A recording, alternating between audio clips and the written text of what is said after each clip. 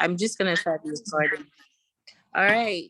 So good evening, everyone. And yes, thank you so much, Ifeoma, for coming on last minute because our speaker had a conflicting schedule. So Ifeoma is here today, and we have pretty good partnership with them at She Included. So I'll just tell you a little bit about Ifeoma.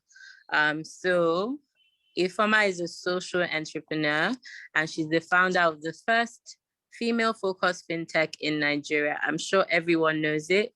It's called She Included. So as the what's it called? So I'll just give a bit of a background. So growing up in a single parent home and her work experience in seed funding with notably absent females fueled Ifeoma's passion into creating a company that provides female entrepreneurs the capital and resources to grow. As a result of her hands-on experience with gender lens financing, Ifeoma has been featured on several entrepreneurship panels and masterclasses hosted by First Bank, EDC, FinTech Asia, Global Entrepreneurship Week, Johns Hopkins University, etc. So she's going to bring all those years of experience and tell us what it is that are the 7 habits of highly successful career women. So Ifeoma, thank you for joining us today. And we can't wait to, just learn from you this evening. So I'll just mute my mic, but I'm here if you need me for anything. Okay, hi. Thank you so much for having me. I mean, I love Ife, and we have a good partnership with AGS. Most of, or some of our members, some of our clients are members of AGS Tribe. And this topic today was especially close to my heart because one of my motive or one of my personal ambition is to actually motivate more women to be successful in themselves and to know that they owe it to themselves, to their dreams. So like she said, I run a finance company for women, and something that I find is that sometimes I realize, like, when I talk to women that are in their mid-30s or close to 40s, and they tell me, hey, I love to travel, but I'm married and I have kids, and obviously maybe I don't think I will ever travel in my life.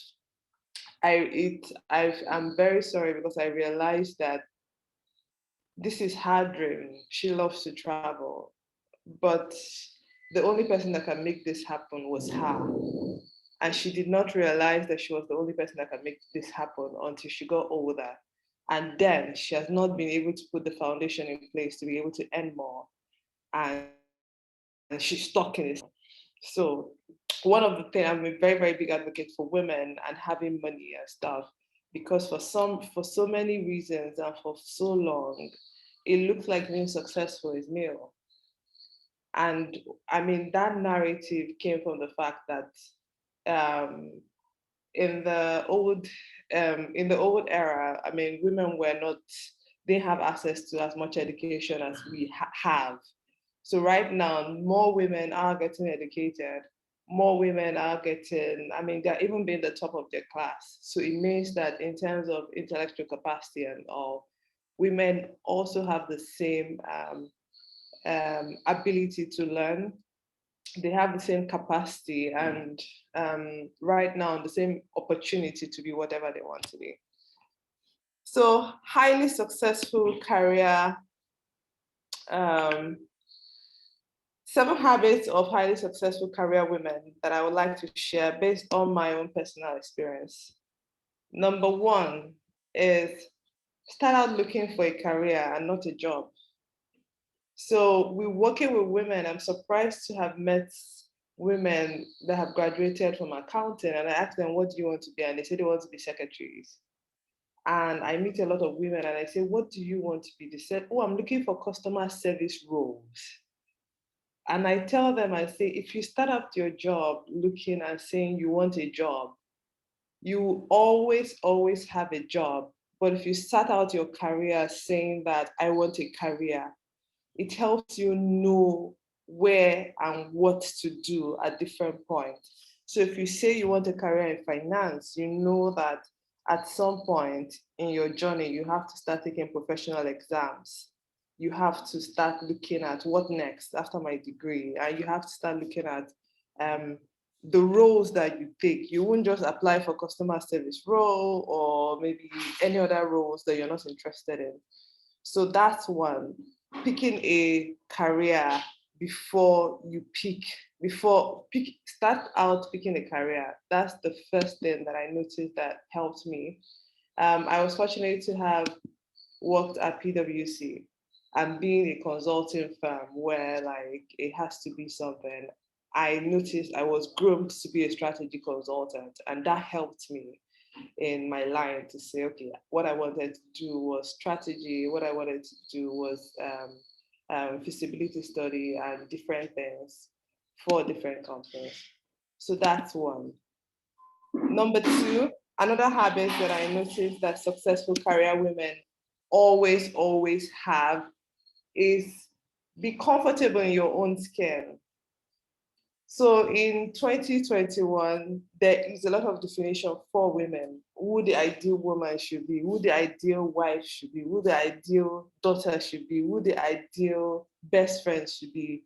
And for women, there is now more than ever a lot of definitions. And the truth about it is that if you try to be a definition of other people, you will fall short. I mean, so personally, I'm a mom and I mean, I'm married, and I noticed that quickly.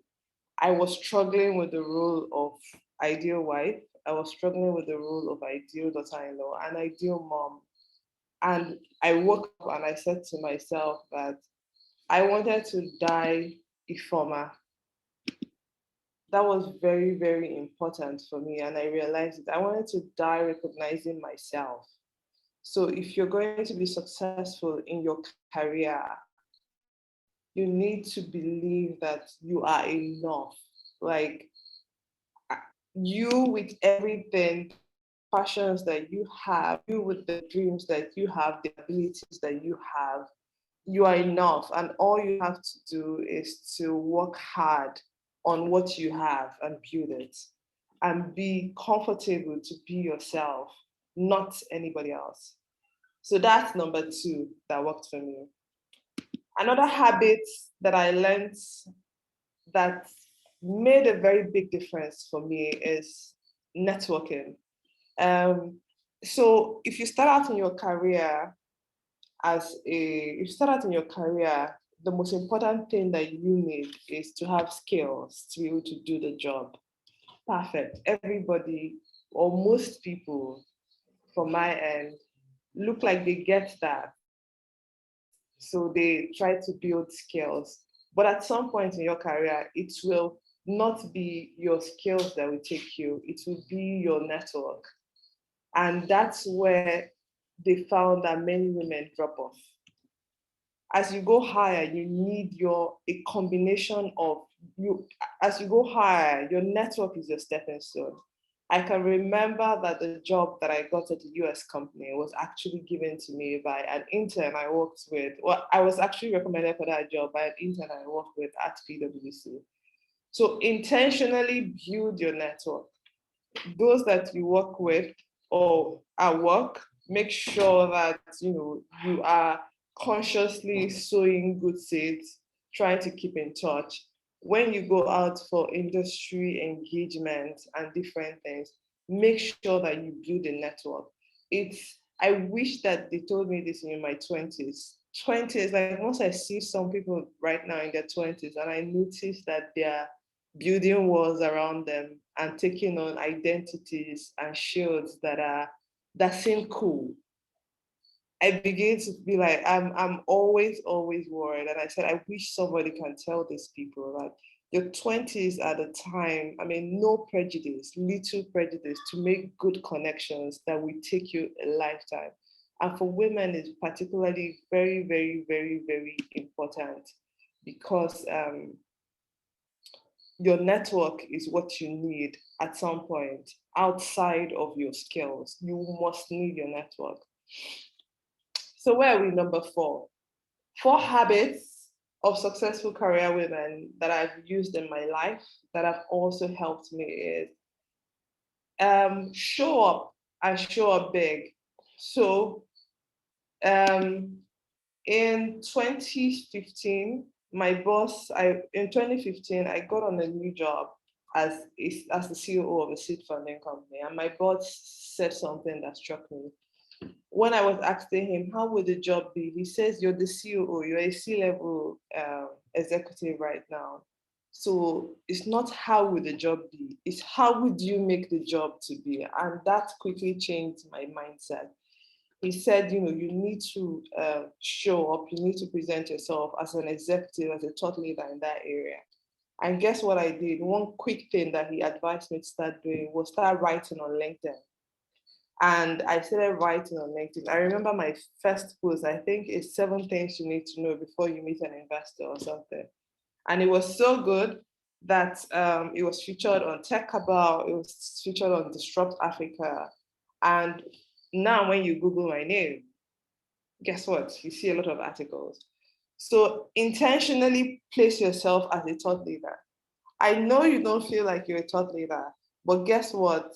If you show up every day with what you know at this stage, and you know that you write your best and you do a lot of research and you write about it and you try to be featured around it, just a matter of time, guess what? You grow into thought leadership, and better still, you gain the reputation of being a thought leader in that field.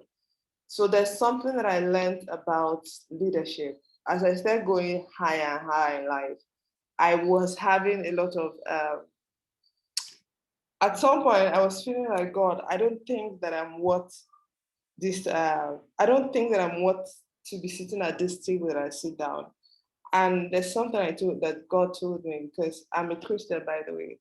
It says, like, when he chose people and when he calls them to be something, he first called them before they become. So if you look at Moses and all the people, David in the Bible that God used mightily, he called them and they became it. So if you're going to be a thought leader, you're not going to wake up one day and be a thought leader and start showing up as a thought leader. You're going to call yourself a thought leader and start putting the work to be a thought leader. I hope that helps for you. Then what else? Number 5. Is everybody keeping count? If you have any questions, any comments, please put it on the chat. I would look at it at the end of this and we'll be able to go through it together. Number 5 advice was the first advice that changed my life by my mentor. I remember him, Dr. Ted Engel. He has a PhD, and he has a PhD, and he was a director at PwC. And I was 23 years old in PwC, and I came to his office to do something. And he said to me, most Nigerian people don't have intellectual curiosity. You have to develop it. And I was shocked because, look at me just going out from school and I'm working, and somebody's telling me about intellectual curiosity. I remember going to my desk and putting intellectual curiosity on my, what is intellectual curiosity? And I just saw it. The ability to look at something and learn, just being curious intellectually.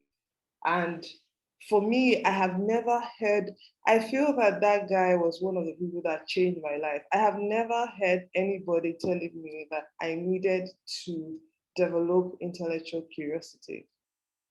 So after he told me, I became aware. And guess what? I found that was the difference between normal people and people that excel. People that excel just love knowledge. They see this perfume, they say, hey, what is in this perfume? They look at it. People that excel see this new tech company and they see this new tech company that's just launched. And they look and say, who are the founders? What do they do? What is their business model? They see this business and somebody's doing well about it. They look at it and say, wow, what is making them do good? They just love learning. You need to love learning. In working with women, there's something that I've noticed, which is the fact that I don't think this point is overemphasized with women. I see a lot of women, they know so much. I mean, so much about life. And if you ask them the latest twerking styles, the latest um, perfume, the latest fashion style, but anything outside that, it is um, it's a joke. And for me, it's that's where the money is. If you develop yourself to be intellectually curious, no matter where you are, no matter how you find yourself and where you find yourself, you would want to know how to do. So let me tell you, when I started Secluded, I first um, the first guy that I hired for my graphics, he came one day and he was doing his design, and I saw him with something, and I said, "What is it?" He said, "Canva." And I said, "What is Canva?" He said, instead of doing stuff on Photoshop, that Canva is fast and easy. And I saw it, I was amazed. And guess what? I learned how to do it. And up to today, like, I still struggle with letting designers design for Secluded because I feel like I love my own designs, but I'm very busy.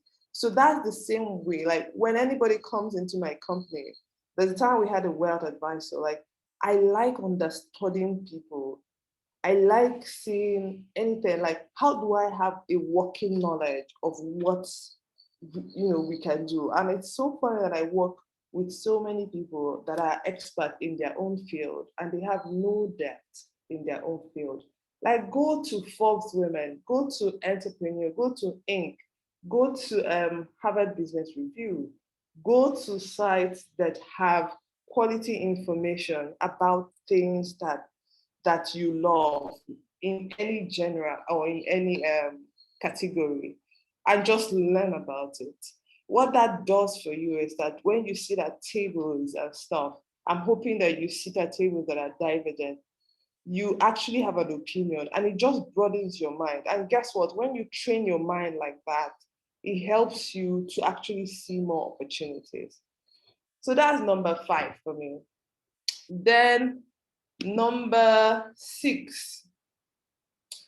So when I had 3 daughters, by the way, 7, 5, and 3. And I remember as a young girl growing up and looking at the workplace and noticing that there were not so many women and thinking to myself that, gosh, these women just don't want to work. And my first daughter came and it came with all the, like, I saw myself, my confidence go from here to here.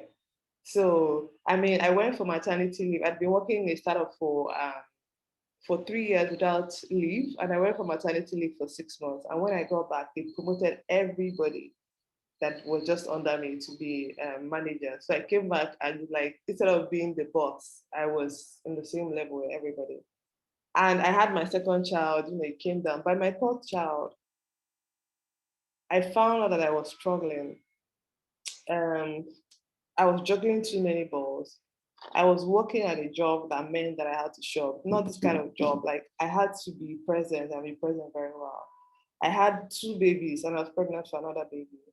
And for the first time, I realized why women don't climb fast and why they just look at it and they say, you know what, forget it. I think that for me, like she read my bio. My mom, my dad died when I was 9, and my mom was 27 at the time. So I was one of those that was fortunate enough to see that even though, like, the best plan B you can have is yourself, because my mom had this nice guy and he just traveled and never came back. And it's not that he ran away with another woman. So it's just knowing that there is a point. So I think that shaped me to even know that at every point in my life, money matters for me. So my one of the habits that every woman should know is that money matters for you. Take it seriously. Love it, learn it. Learn how to grow it. Learn how to learn how to improve yourself for it. I was working in PwC at that time. I think I was paid 130,000. I knew that I did not want this salary, and I started thinking about it. How do I grow my salary? And I said, oh, I wanted to. The quickest way that I see that I could grow my salary was to go for masters abroad. And luckily for me, I applied for scholarship. Here, I applied for scholarship. It's not that I could afford it, and I got a scholarship, and I went for it, and I came back, and my salary grew from um, 130 to I think 300 at the time. Then somebody came again and said, hey, I wanted to move to another company, blah, blah, blah. My salary went to three something, then to 400, then to 500 and stuff and everything. Every time I knew that money matters. Why? Because I knew that the world we live in is very unstable, and it can just be, and being the mom of a widow, I knew that the worst thing that I wanted to do was putting my kids, my three daughters, at risk, no matter what happens. I work with so many women, and the number of women that are either separated or stuff is alarming. Like initially, I thought that only bad women get separated, but normal people, normal people, it happens to them. And from what I've seen from our research and from the people that we have in our community, when these things happen, most of the burden to bear to look after the kids actually come to the woman. So if you're poor now, with more dependence, you will be poorer. So money matters. You need to have that in the back of your mind. Like whenever I deal with women, even women entrepreneurs, I tell them, you've been making 60,000 naira for the past 3 years every month. You are not growing. Why are you still dying here? Go and learn a tech skill. Go and learn something else. Move to something else. Just be different. Try something differently, because it's not going to change. And I see them being emotional or just thinking that these things will fix itself. It's the same thing with career. Why do you improve and why do you try to change your career, to grow your career, to make sure you are up to date in your career? I see women still working 15 years later with only one BSc certificate and still looking for a customer service job. And I'm telling you that you are competing with 23-year-olds after 15 years, and there is nothing like it's a job that they feel that this is what I want to pay. I want to pay 100,000. I want to pay 150,000. I know you've done it for 15 years. That is the budget for that role, and it's something that you need to know. If you have that mentality that money matters, it will keep you awake to say, how do I move? Moving is very important. Making sure your finances are moving is very important. There's always talk about investing, always talk about savings and everything. I tell women, I was working for how many years? I only started investing in 2015.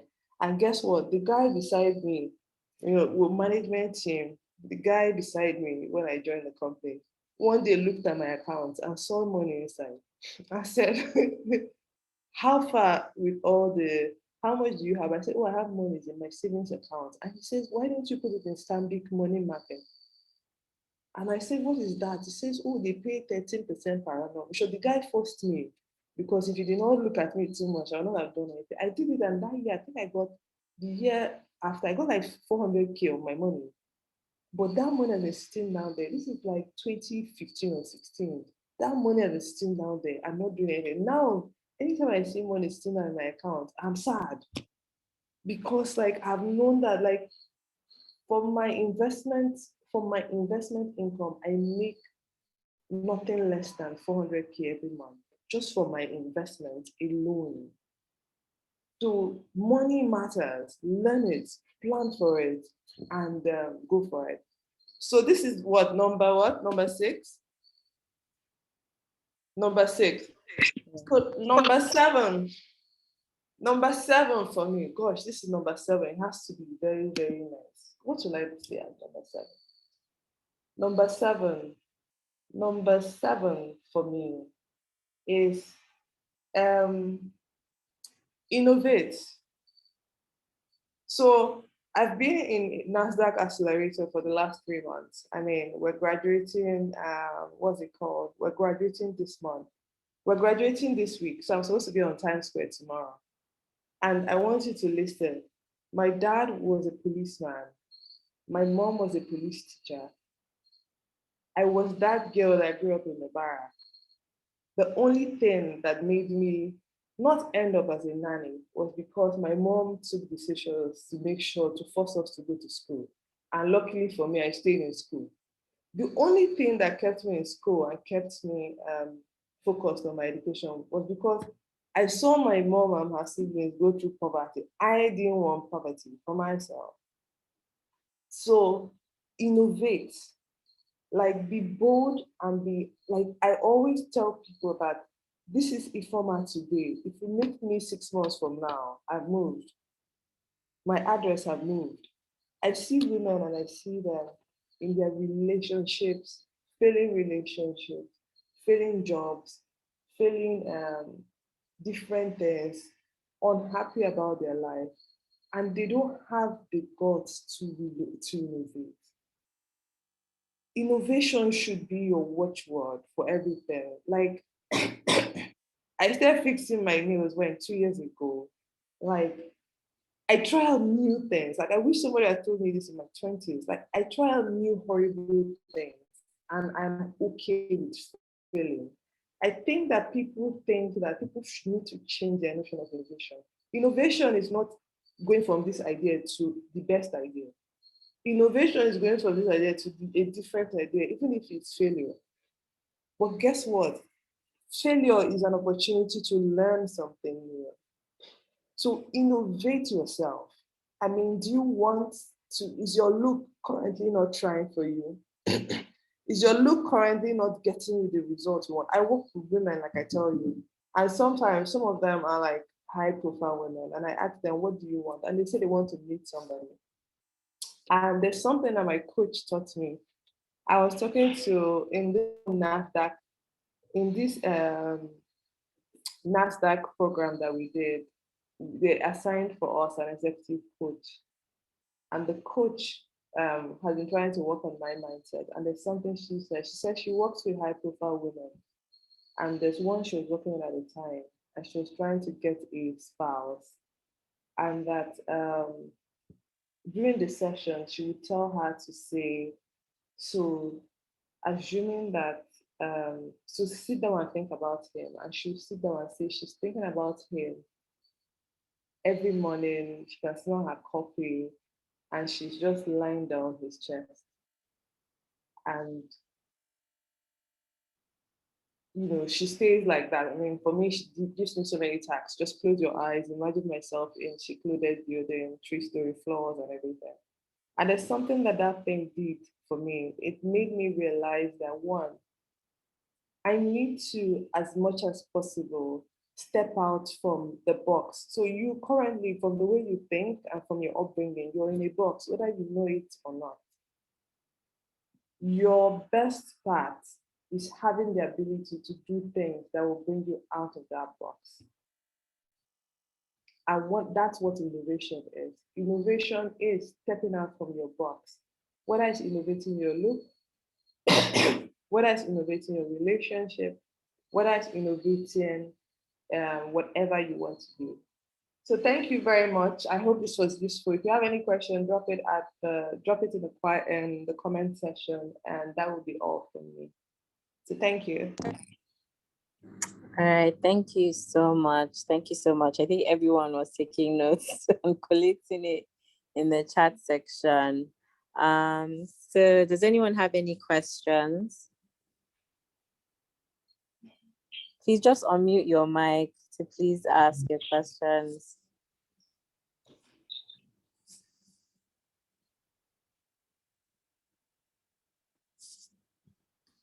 Okay, no questions.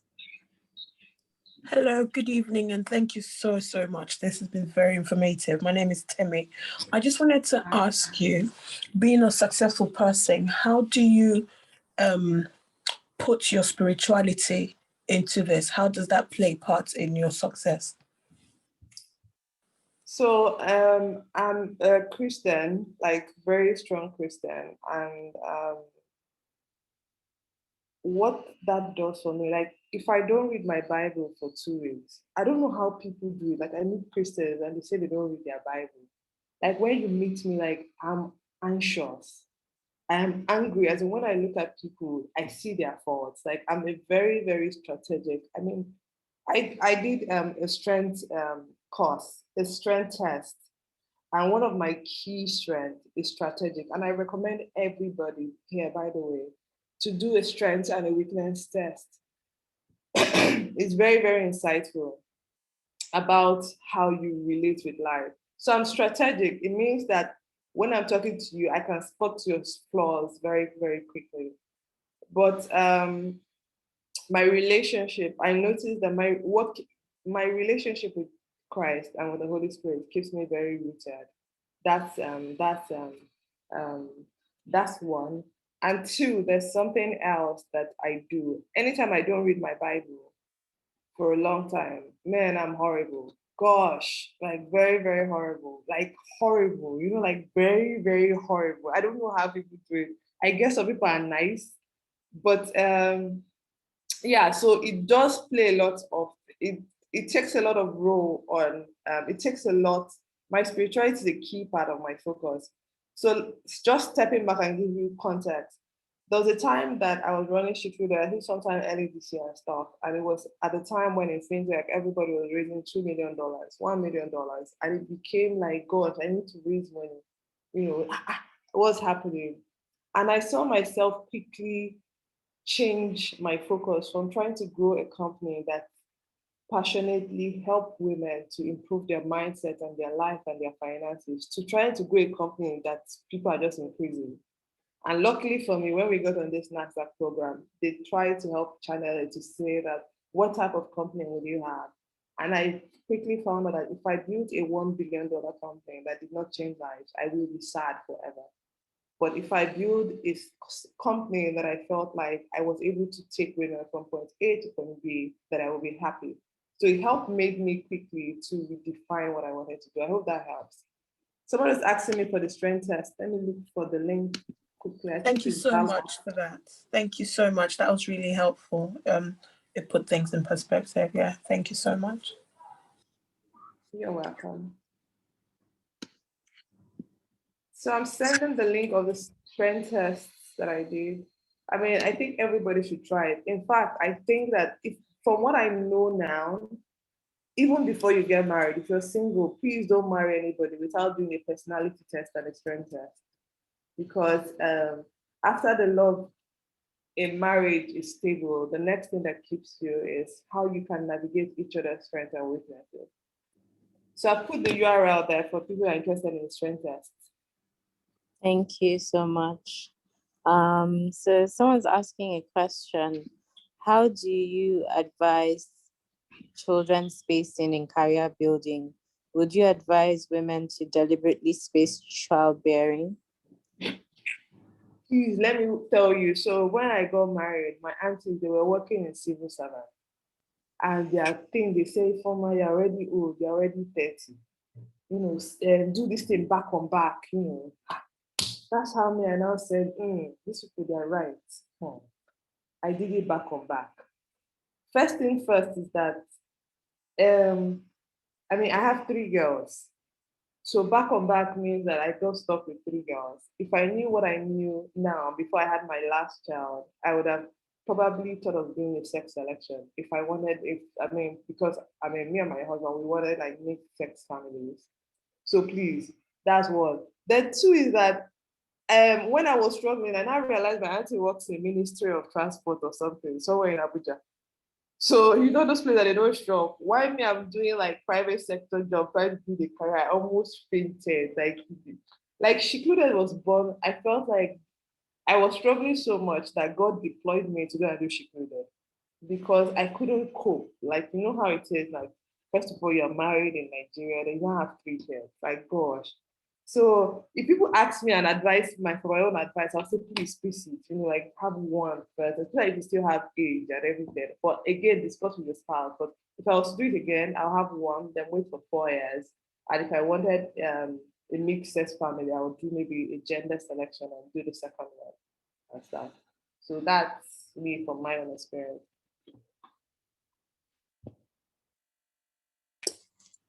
Thank you very much for sharing that.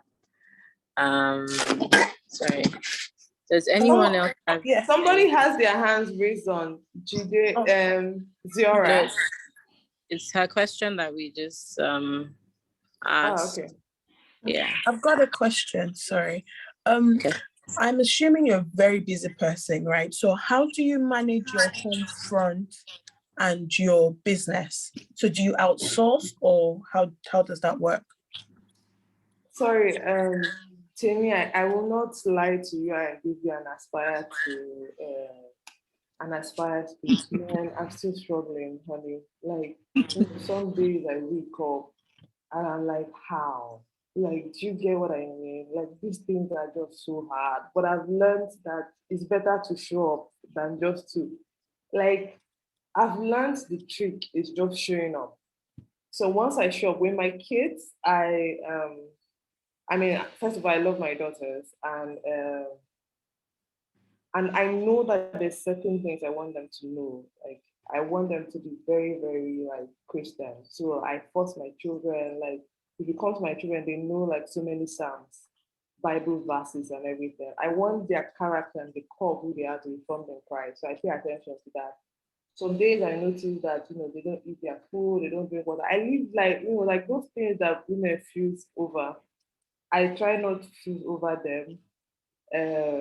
So that's it. In terms of my relationship, oh gosh, being a woman and running a relationship being a business is very tricky. But I've realized something just by quickly interacting with so many men. The men that stay want to stay. The men that go want to go. There's nothing you as a woman. You know that thing they tell you? It's because she did not keep her man. These people are not good. So I've realized that, and I put in as much work as I can at different points in time. And then in the office, most times, like I drop plenty balls. Like, I drop it, I pick it up again, I try to push it again. But I just know I also try to surround myself with people that keep me accountable. Do you get what I mean? But see, I'm still struggling on that front. And you would struggle. I think that's something I've learned and I've watched with so many women. We went for this conference in London and they say don't try to do it all by yourself. I can't remember the last time I cooked. So if you are like, African woman, train the kids, shower them, cook for the family, honey. Oh gosh, you're gonna struggle. But some people are born virtuous women like that. Me, I'm struggling on my own as much as I can. I show up, but I try to make sure that when I show up, like I try to every day wake up and say, okay, I'll do my best. So, and I fail again, I forgive myself. I wake up the next day trying to do my best. Yeah. Thank you for that. Thank you for being open and honest. Yeah, it's just because you hear a lot of women saying, oh, they do it all, and then you don't know how they do it all, but then it's good to hear. So thank you so much. Yeah, maybe sorry I'm not that vicious, but honey, I still struggle. But I know the trick for me is that every day I wake up and try to be better than the next day and stuff. Yeah. So my last question is, your network of people, how did you pick them? My network of, so intentionally, how did I pick them? So who are my biggest network right now? So I'm not a very friendly person, to be very frank, and I am not a very exposed person. I mean, I told you from my background, so I wasn't like I wasn't like brought up in a home where it's like everybody's exposed and everybody has this. But as I went onward, as I went up, I quickly realized that I needed that. And but luckily for me, I've been working at the right places. So I've been at PwC. It means that most of my sets right now in PwC are probably partners, and they're probably in top multinational companies. I've worked in tech companies and just being there and being a person of value. Remember, a person of value, no matter how unfriendly you have, people just tend to like people want to be associated with you. So I just consciously started looking at my network and trying to improve it, I think 2 years ago or stuff. So it's something that is both natural and you actually selectively have to actually work on it. Do you get what I mean? Yeah. So yeah, that's it. So my last question before I hand over to somebody else, please. So what drives you? I know you're a successful person, but what drives, apart from the money side, what really, really drives you to want to achieve the best? The view on top is very nice. So I know so right now as a person, I get to speak on speaking engagements, and just by being there, I get paid. Wow. Okay. And to know that I know some of my network that get paid $1,800 for showing up is fine. Think about it. Last year, our company got into a UK. They were part of the companies nominated by the UK government. So I got an all expense paid to the UK, blah, blah, blah. Like, I love the perks that comes with being successful. Sorry for not mixing words. No, but that's perfect. That's the truth. You know? And that drives me. Then again, I noticed that so when my strength test, part of my strength test that I did, I'm an activator naturally.